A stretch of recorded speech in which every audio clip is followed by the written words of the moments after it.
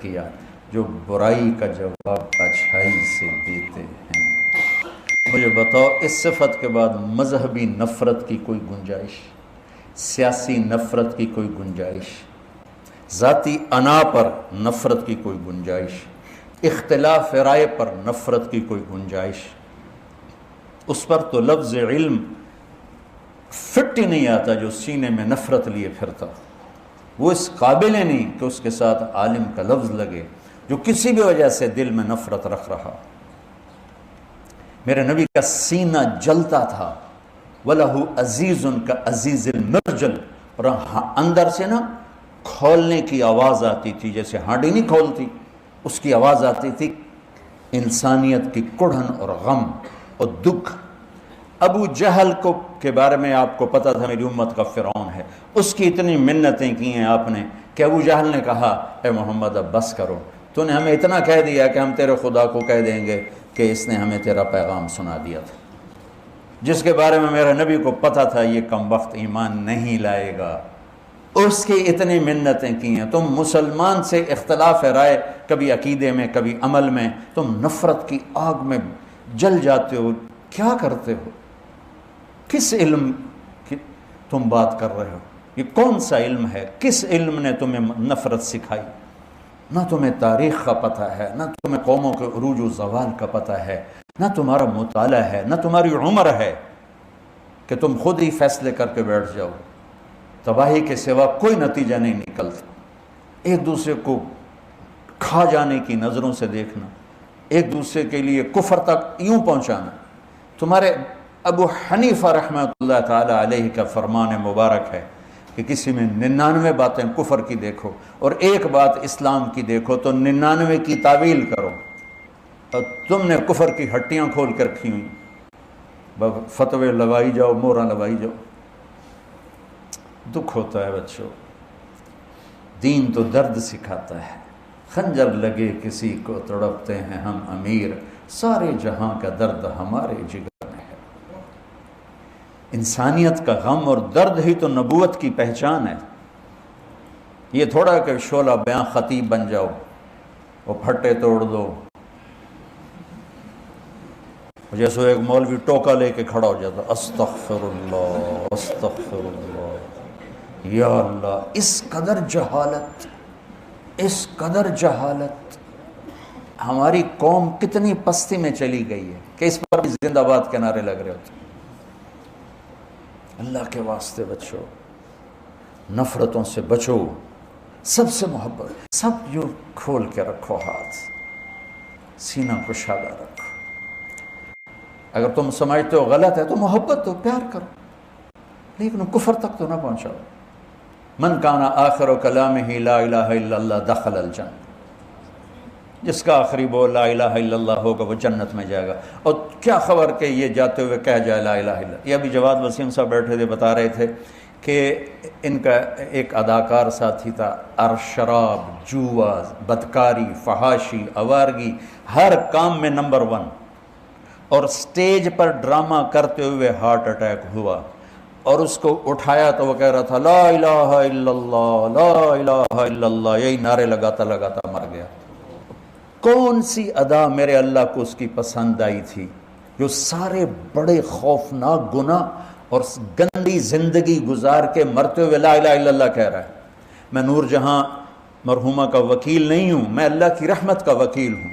کون ساری زندگی گانا کوئی اچھا کام نہیں ہے، عورت کا گانا کوئی اچھا کام نہیں ہے، لیکن 27 رمضان شب جمعہ اس بی بی کا انتقال ہوا، آپ پہ مر گئی، اپنے زور نال مر گئی۔ جبکہ میں نے تمہیں میں نے آج وہاں سنایا تو میں بھی سنا دیتا ہوں، ابن تیمیہ رحمۃ اللہ علیہ کا قول نظر سے گزرا کہ اگر شب جمعہ آ جائے آخری عشرے میں اور تاخرات بھی ہو اور شب جمعہ بھی ہو تو غالب گمان یہ ہے کہ وہ لیلۃ القدر ہوگی۔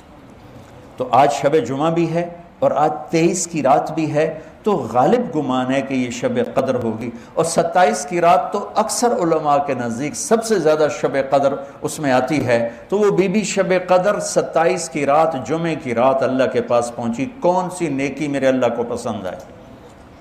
دیکھو اللہ کا واسطہ دیتا ہوں، لوگوں کو حقیر نہ سمجھو، کسی بنیاد پر بھی حقیر نہ سمجھو، 2 ٹکے کے نہیں رہو گے اللہ کی بارگاہ میں۔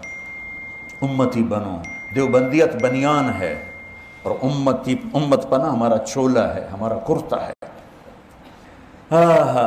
وَيَدْرَؤُونَ بِالْحَسَنَةِ السَّيِّئَةِ، جو برائی کا جواب برائی سے نہیں دیتے، اچھائی سے دیتے ہیں۔ الَّذِينَ يُوفُونَ بِعَهْدِ اللَّهِ، جو اللہ کے کیا ہوا عہد و پیمان نبھاتے ہیں۔ وَلَا يَنقُضُونَ الْمِيثَاقَ، جو اللہ سے کیے گئے وعدے، لوگوں سے کیے گئے وعدے نہیں بھلاتے، پورا کرتے ہیں۔ وَالَّذِينَ يَصِلُونَ مَا أَمَرَ اللَّهُ بِهِ أَنْ يُوصَلَ، جو رشتہ داروں سے اچھا سلوک کرتے ہیں، جس کے بارے میں خاص طور پر اللہ نے کہا کہ رشتوں کو نبھاؤ۔ وَيَخْشَوْنَ رَبَّهُمْ، جو اللہ سے حیا کرتے ہیں۔ وَيَخَافُونَ سُوءَ الْحِسَابِ، جو آخرت کے حساب سے ڈرتے ہیں۔ وَالَّذِينَ صَبَرُوا ابْتِغَاءَ وَجْهِ رَبِّهِمْ، جو صبر کرتے ہیں اللہ کی رضا کے لیے۔ وَأَقَامُوا الصَّلَاةَ، نماز پڑھتے ہیں۔ وَأَنفَقُوا مِمَّا رَزَقْنَاهُمْ سِرًّا وَعَلَانِيَةً، کھل کے چھپ کے اللہ کے نام پہ خرچ کرتے ہیں۔ وَيَدْرَؤُونَ بِالْحَسَنَةِ السَّيِّئَةَ، برائی کا جواب اچھائی سے دیتے ہیں۔ نتیجہ کیا ہے؟ أُولَئِكَ لَهُمْ عُقْبَى الدَّارِ، پھر انہی کے لیے ہے جنت کا ٹھکانہ اور جنت کا گھر۔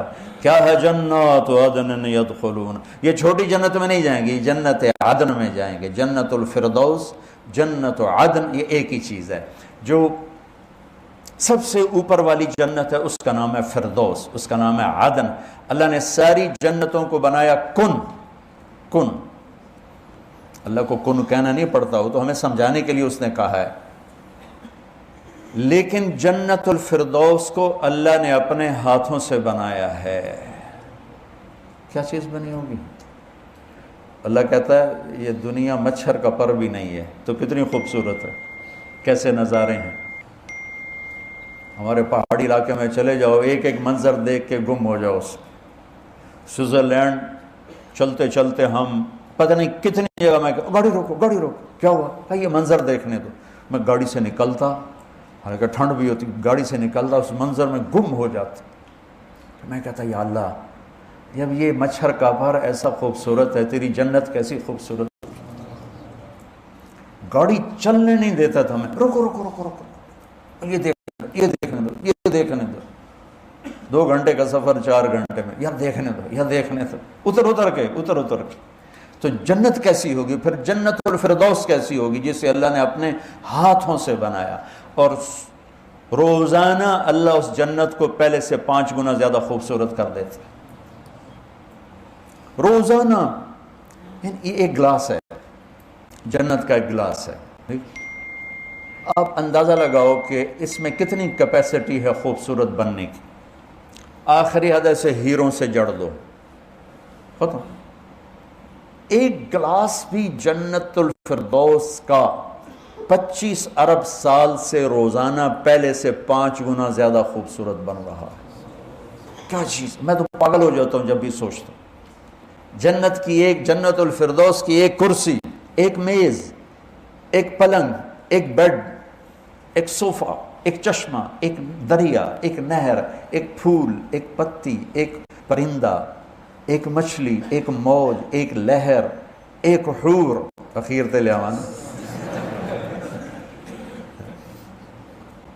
جنت کی لڑکی، دنیا کا حسن بھی عورت کے ساتھ ہے اور جنت کا حسن بھی عورت کے ساتھ ہے، تو وہ جنت الفردوس کی عورت کا کیا حسن ہوگا جسے اللہ روزانہ پچھلے 30 ارب سال سے پہلے سے 5 گنا زیادہ حسین بنا دیتا ہے۔ وہ کیا چیز ہے؟ الفاظ کوئی نہیں، سمجھنے کے لیے کمپیوٹر کوئی نہیں۔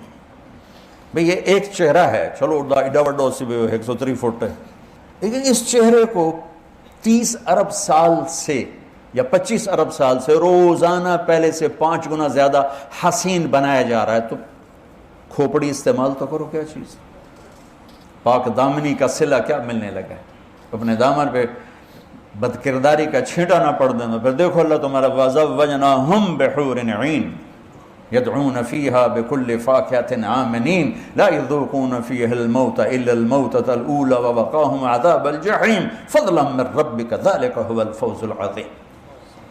کیا اللہ جب جنت کھولتا ہے تو کیا کمال کر دیتا ہے۔ سبحان اللہ، تو کیا چیز اللہ نے وہ بنائی ہے۔